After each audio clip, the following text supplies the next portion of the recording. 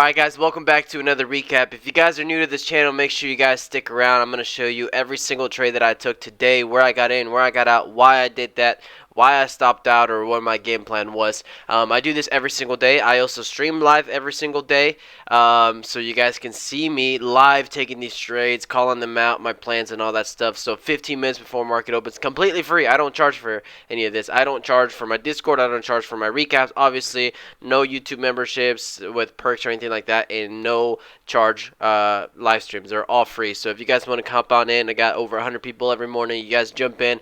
It's just a lot of fun. You guys watching me trade is fun. I sometimes watch myself back just to study my trades, and I'm like, oh, I'm being such a goof. Anyways, let me go over the trades. I am still green overall this year, or not overall this year, sorry. I'm green every day this year. This is the best start to every year I've ever had. Obviously, I've only been trading 2 years, so this might be the third one here. But all green every single day. Monday was a holiday, so no trades there for me.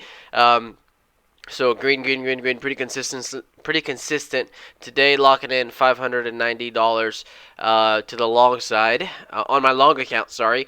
Now I did start off negative 300 on the day. You guys can see my little bit of a chart there. I did start off negative 300, right over $300 on the day, and ended up getting all of that back. Plus nailed an awesome trade on BWN, and then I also started shorting this year, so I have a different account broker for shorting.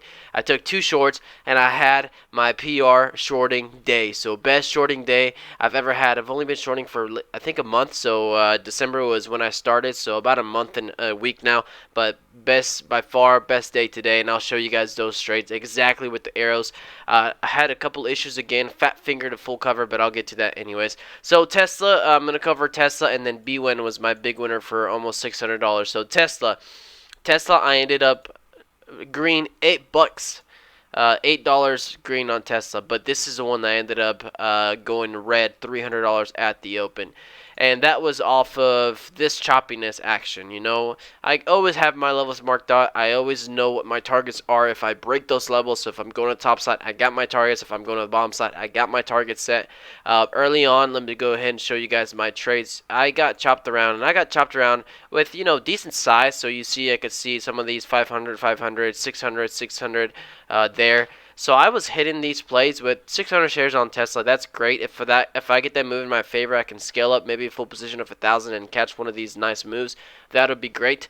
But the thing is, Tesla was just pretty trapped in the first almost 10-20 minutes of market open, and so I kind of waited. I thought maybe this was flagging to go high. Got it, or played it long.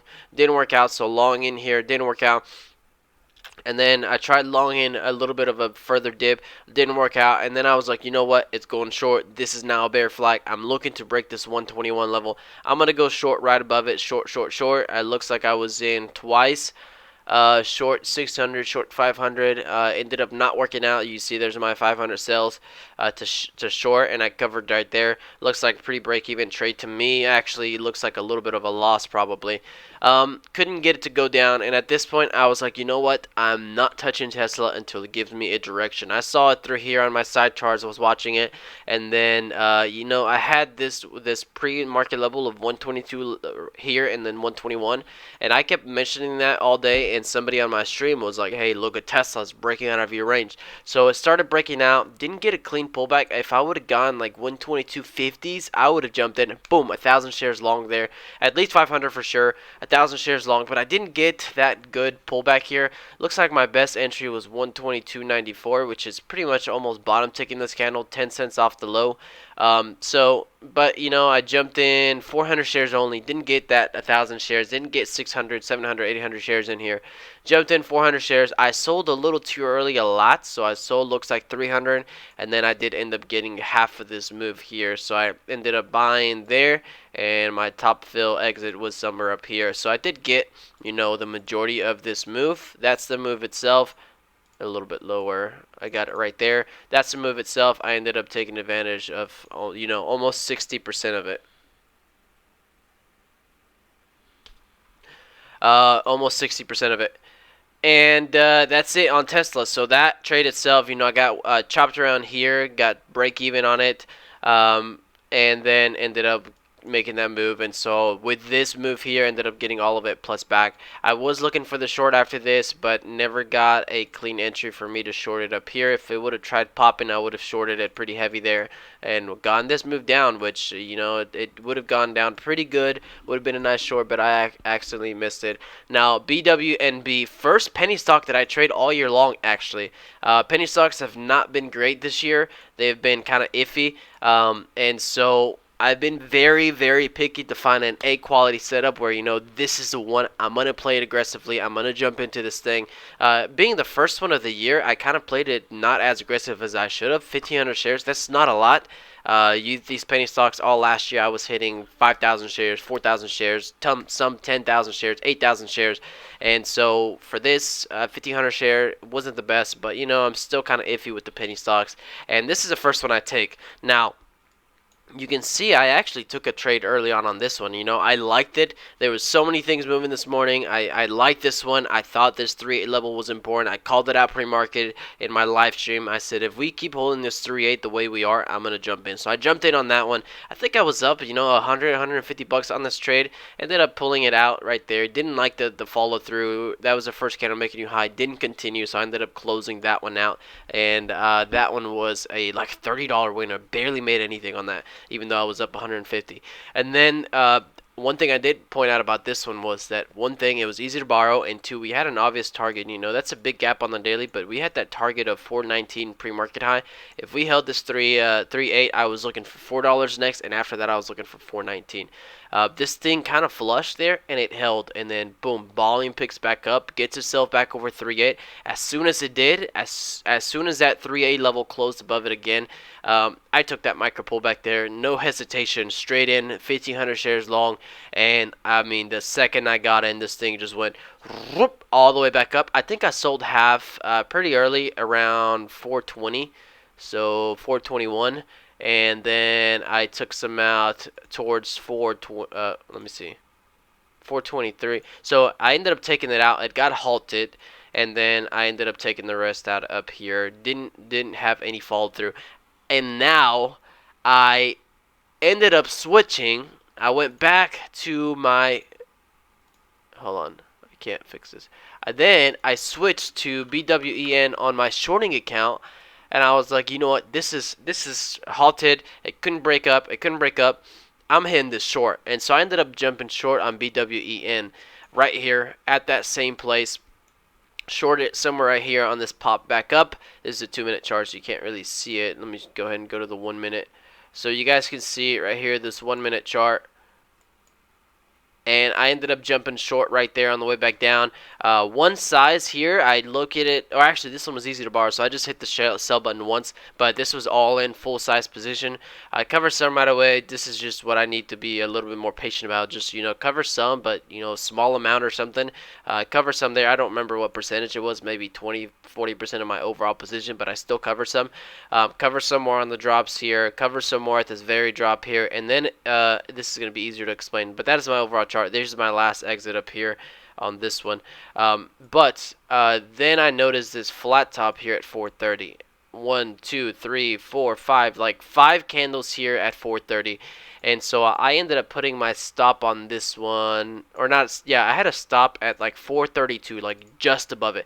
But this thing kept going up, and then when this spiked up right here, I was visioning this thing halting up, and my stop was at 432. And if a stock halts right under your stop and then resumes higher, obviously it's not going to stop you out when it halts, but when it resumes, it's going to stop you out. And if this thing resumes 20 cents, 30 cents, 40 cents, 50 cents higher, whatever that stock is up there, that's where it's going to take you out. And so I kind of was panicking on this thing, because you see that flat top there, you see that breakout getting ready to go. If this thing would have halted here, 430, and then spawned 450, 460, 470 for a new high of 480, my stop would not have triggered at 432. My stop would have triggered 450, 460, 470, right? That's like 20, 30 cents extra, and I didn't want to risk it, so I ended up just closing the trade. I saw it happening. I thought it could do it, so I ended up just closing it out just out of panic mode. It was a small share size anyways, but then it ended up doing it. So it broke that 430, it squeezed, and then it looks like it just got smacked back down, rug pulled all the way back down to 3.8. And then it climbed back up and it's going sideways. So this one's definitely one to keep an eye for power hour tomorrow or something like that. But that's my explanation on that one. Still a great trade. And then LASE. So let me go ahead and pull up LASE here. LASE actually was a good stock to trade long. Had some very nice pivots. If you look on the daily right here, on the daily, there's a daily resistance right there, 352. If you just look on the chart and mark 352, you could see this right here. Picture perfect daily pivot. Sorry, picture perfect daily pivot right there at 352. Held it. That's where you take the longs. You would have gone 352 all the way up to 4. That's a 50-cent gain. I'm actually upset I missed that trade, and I was watching it and calling it out too. But then I let it go up to 4. Once it got up to 4, I was like, if 4 keeps holding, I'm gonna go ahead and attack the short. And this is the one that I'm a little bit upset about because I ended up playing this one short. Up here, right over 4, and then I added to my position here under 4, like 390 something. So my average cost basis was exactly $4 on this play, and I ended up going full size. Average cost of 4. Was watching this one very closely. It looked like it wanted to. It looked like it wanted to. There was so many times where I was like, I'm about to sell. I'm about to cover. I'm about to cover because I want to cover right before this thing shoots up 10, 20 cents so I can get out. But it was so many times I almost covered. I held it strong. I got this push back down, and they're covering some through here. But I still had 60. I think I still had 60% of my initial position, and that's a lot. This is 40% covering. I had 60% of it way down here to 362, and that is where I tried covering small. And I've got to get used to this on DAS because I like it for safety reasons. I don't like it when it does this to me.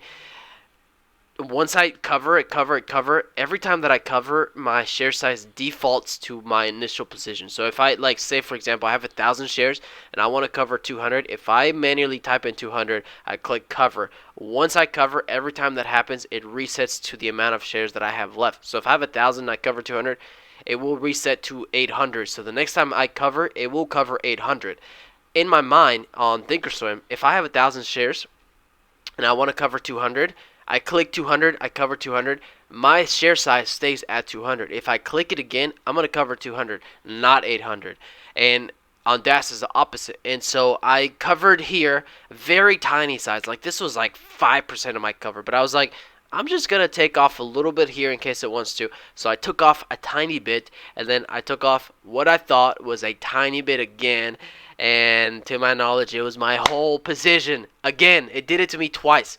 And so I closed my whole position right there at 3. I looked back and it was 366. So I covered 366 fully. So that's the end of the chart. There's nothing else, right? But it's going to be easier to show you guys over here. So covered 366 full position. There's no reason for me to add. Like, I don't want to sit in a negative trade. If I was in it, that's great. But if I'm not going to jump back in it, that's unfortunate, especially with the way I was getting upset about it. So I covered 366, which was right here.